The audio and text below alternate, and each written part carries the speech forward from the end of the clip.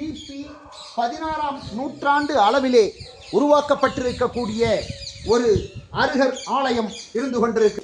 அருகர் திருமேனி ஒன்று அருமையாக அத்தனை விதமான தூசுகளும் படிந்து அவருடைய முகம் நமக்கு சுகமாக தெரியாத வகையிலே இருந்து கொண்டிருக்கிற ஒரு நிலையோடு உன்னதமாக விளங்கிக் கொண்டிருக்கிற அந்த மேற்கூரையை காண ஓவியங்களோடு ரம்மியமாக அமைக்கப்பட்டிருக்கிற காட்சி.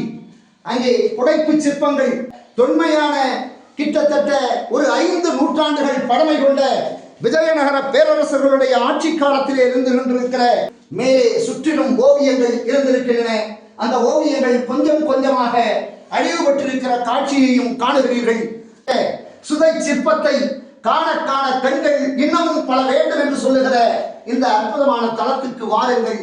வண்ணங்கள் தீட்டப்பட்டு முதுகுக்கு பின்னாலே அந்த விண்டோடு சிறப்பாக அமைக்கப்பட்டு வண்ணங்கள் பூசப்பட்டிருக்கிற அந்த காட்சிகளோடு இருந்து கொண்டிருக்கிற குந்தவை நாச்சியாருடைய ஆலயம் உருவாக்கப்பட்டிருக்கிற குந்தவை ஜனாலயத்தினுடைய மேற்கு புறமாக அமர்ந்திருக்கிற சுதை சிற்பமாக இருக்கிற அருகரை காண வாருங்கள் வாருங்கள் என உங்களை அன்போடு அழைக்கின்றோம்.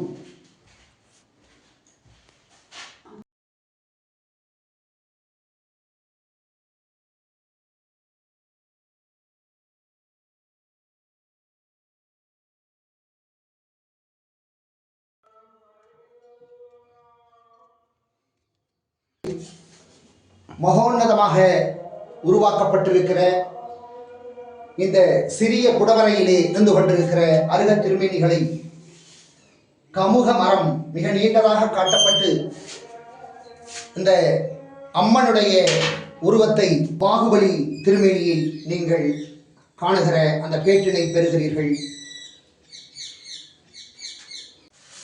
முகம் கூர்மையான நாசிகள், இயக்கன் இயக்கியர், அரைவட்ட வடிவிலான பிரபாவலி.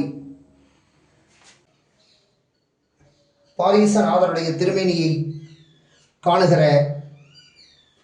இந்த சமண தொன்மங்களை 1000 ஆண்டுகள் பழமை வாய்ந்த இந்த தமிழ் சமணத்தினுடைய வரலாற்றை பறைசாற்றிக் கொண்டிருக்கக்கூடிய இந்த தொன்மை தமிழ் தடயங்களை, சமணத்தின் தடயங்களை தரிசிக்க